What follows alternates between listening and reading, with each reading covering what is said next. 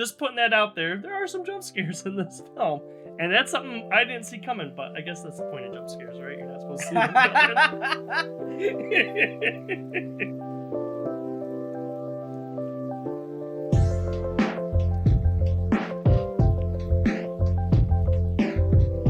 coming. Hi, this is Randall here with No Market Media. And I'm Matt. Today, Randall and I are doing a new movie review of the latest movie in the Marvel Cinematic Universe. We're taking a look at Doctor Strange in the Multiverse of Madness.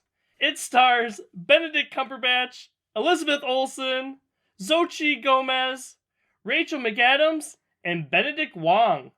It's directed by Sam Raimi. He's best known for the Spider-Man trilogy from the 2000s and the Evil Dead franchise, as well as Drag Me to Hell. As a teenager that can travel between multiverses, life has not been kind to young America Chavez. She finds herself in the MCU multiverse, where she runs into this version of Doctor Strange, who comes to her rescue and is, of course, sucked into the madness himself.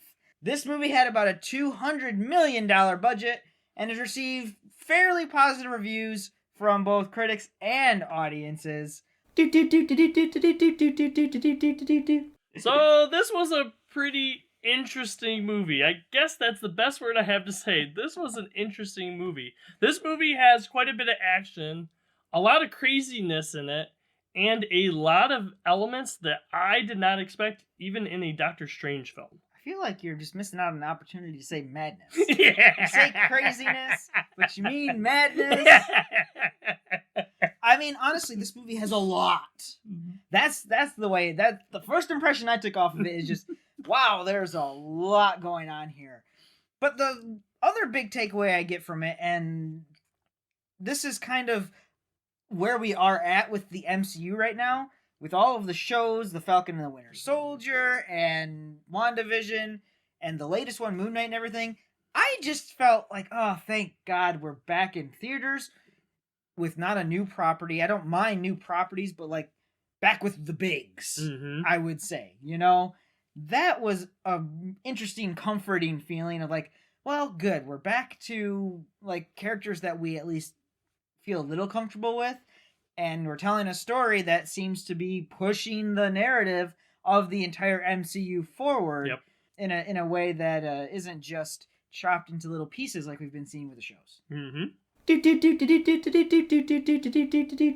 So the plot is actually kind of difficult to talk about without getting into spoilers. So I'd stick mostly to like the synopsis plot of America Chavez. She's a pre-existing character in the comic books. She can travel between multiverses, but she doesn't really exactly know how to control it. And other magic users, for lack of a better term, you know, they go out of their way to explain that it's not magic in Doctor Strange, but they're like, oh, for God, this has got to be easy. I could do it, basically. It's kind of a moral of like, hey, we need to protect her from everyone who would otherwise try to take from her ability, basically. And that's the cusp of the plot without being able to spoil the plot. You know, I'll take another part of kind of like the plot. I'll take, I guess, like the Doctor Strange angle, because this is a Doctor Strange one. This is kind of like looking at why did Doctor Strange make decisions that he's made in the past, and what are some of the things that maybe he regrets a little bit, and how does that go with how he's addressing what we have with America Chavez and stuff in this movie. So I guess that is kind of like the parallel story that's going on. And we also have the parallel story with our villain in this one, which I don't want to say too much about because I want people to experience that in theaters. Now, the one thing I would say about the plot, and Matt already alluded to it, is if you're not really up to date on the MCU shows, like WandaVision and Falcon and the Winter Soldier's in there, but obviously the big one's WandaVision because Elizabeth Olsen's in this film, reprising her role as Wanda, you might definitely want to catch up on WandaVision before seeing this movie. Otherwise, it just will not make any sense to you what's going on with that character. You know, and it's important to the plot.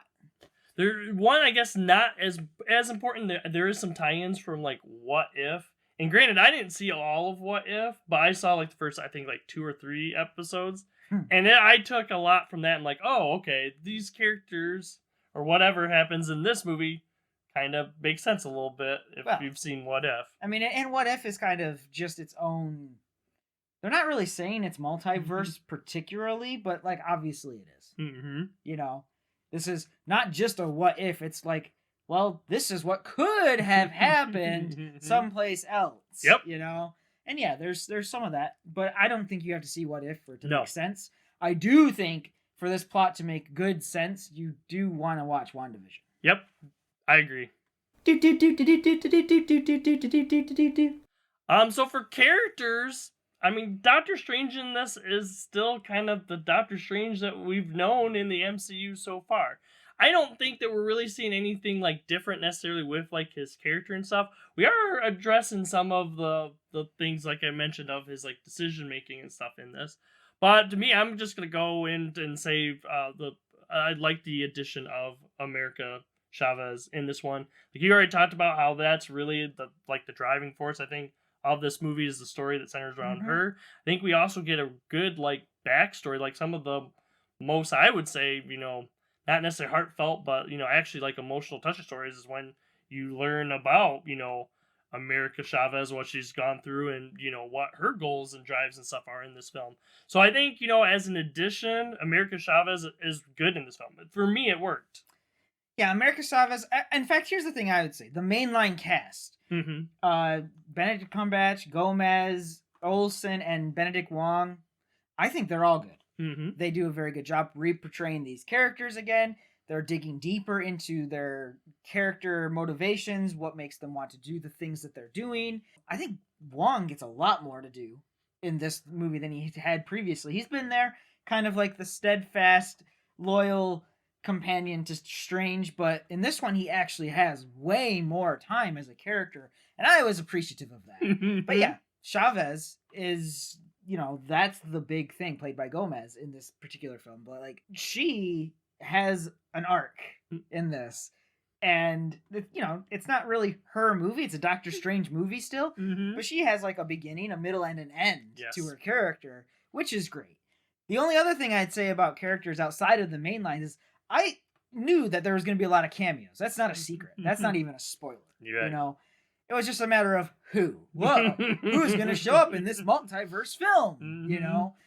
And I think that the introduction of a lot of those multiverse cameo characters is pretty good, but they're not necessarily used to great effect. Yes. Which is a little understating it. Yeah, I would agree with that. Another layer I would add on to it. So we're dealing with multiverses, so this isn't really a spoiler. We have some characters that play multiple versions of that character, I would say. Wherein I think that's a big part of looking at multiverses, like how much of those like same characters in different universes is actually the same, and what are the differences between them. Not a whole lot, but I think when we do that stuff, right? He said do. Now, kids, I don't want anyone swimming in this pool unless there's a lifeguard on duty. Duty. Oh my Sorry, funny humor. But when we do those things or whatever, I think it worked pretty well and stuff. I enjoyed that addition in this film. As a genre, this is an interesting one for me. Is it an MCU film? Or is it a comic book movie? Or is it a superhero movie? And I lean mostly towards this is an MCU film. It feels very much like other MCU films, but I will not say that it feels exactly like other MCU films. It has its like Sam Raimi qualities of him as a director that I'm just like, oh yeah, that's totally a Sam Raimi film, you know? And I'm happy for that. And I think that's its strength. I think that's one of its strengths. It feels familiar, like I mentioned earlier. You're back with the bigs, you're back with the main storyline, but it feels different because it's a Sam Raimi film, which is always a little kooky. And you're just having a good time for the most part. So the genre to me, solid MCU entry. So I'm going to go with one of the other ones. To me, I think it goes more comic book. And I would say yes, it definitely does feel the MCU or whatever. This, Sam Raimi does an excellent job doing his own thing and making this feel, you know, as a good entry in the MCU. Hear that, Sony? Let Sam Raimi do his own thing. Let him do his own thing. But what makes me make this feel more like a comic book movie, I guess, is some of our portrayals of some of the characters. Rachel McAdams to me feels more like a comic book character, or someone I would see maybe in like the 90s Spider-Man series or something like that for part of this movie and stuff too.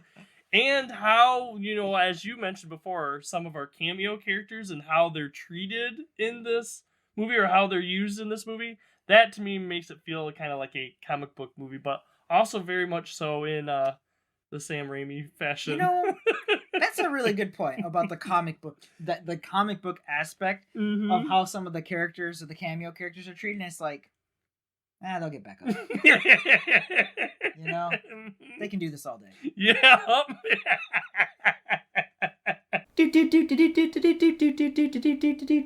So the part of this movie that I didn't really expect is how much Sam Raimi actually goes into like his horror background in this movie. He's creating as much tension as possible for the audience, just ready for them to have that jump scare moment.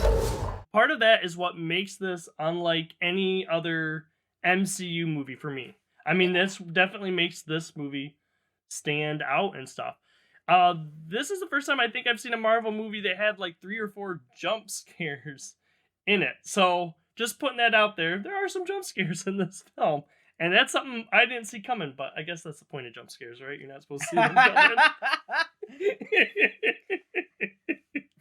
On the Sam Raimi note, I was speaking with somebody, and so I'm like, oh yeah, I saw Multiverse of Madness, and I was like, don't worry, Bruce Campbell's in the film, okay? That's all I'll say. Bruce Campbell is in the film. Now, I didn't see it coming as a straight up spoiler, okay? I'm not gonna mention the name or anything like that, but it's kind of spoilery. It's that I didn't see the role reversal of prominent important characters that would be coming up, and it's not just like one character; it's multiple characters that are like having weird. You almost say regression based on some of the things that have been previously done in the MCU. It's not like, hey, this is a little thing like the cameo characters. I mean, important characters were done extremely differently, and that was surprising to me. I think that if you're watching this review on the internet and you've gotten this far, it's fair to say that a lot of people, if you're watching these, might think this film's kind of zany. This is kind of like all over the place. And I've seen some of those titles where it's like, Multiverse of Madness is a mess. And I'm like, that's the point. I mean, if you think it's a mess, there's like a mess of a film like, oh my God, Star Wars Episode 9. That was a mess. This one's got mess with purpose. Sam Raimi is just really good at that. And you add in his like zany, weird directorial style with this off-the-walls Danny Elfman musical score. And you got a pretty enjoyable MCU Doctor Strange film, which is a mess with purpose, not just a mess because it's a mess. So I liked it. I like the originality of this film, and we've been saying it a lot that some of the MCU films feel cookie cutter, and it's nice to see them branch out. Now, they don't all work branching out. I mean, see Randall, our review of Eternals. He's going to say Eternals. I know it. At least for me or whatever. This, I guess, I don't know how I would rank this on like an MCU film or whatever. To me, this isn't necessarily one of my absolute favorites, but I enjoy it for what it is. And I do like that this one did surprise me. And as we mentioned, it fits with all the MCU stuff, setting up other MCU stuff to come in the future. So it makes that goal. It reaches that goal of what it is. And, I think it is a pretty enjoyable film. But, of course, if you've already seen Doctor Strange and the Multiverse of Madness, we want to know what you think. Let us know down in the comments below all the things we're right or wrong about. Also, go visit our YouTube page. We have other new movie reviews, flashback movie reviews, some TV series reviews, and some deeper dive discussions. We also have a Facebook page. Be sure to check that out. We post some of the reviews we're working on. They're coming out soon. We also post some different announcements about our different fandoms. But if you don't have Facebook, don't worry about it. Just be sure to check our YouTube page. We put videos out regularly. For now, I'm Matt with No Market Media. Have a good day, everyone. And I'm Randall. See everyone next time. Next time on No Market Media.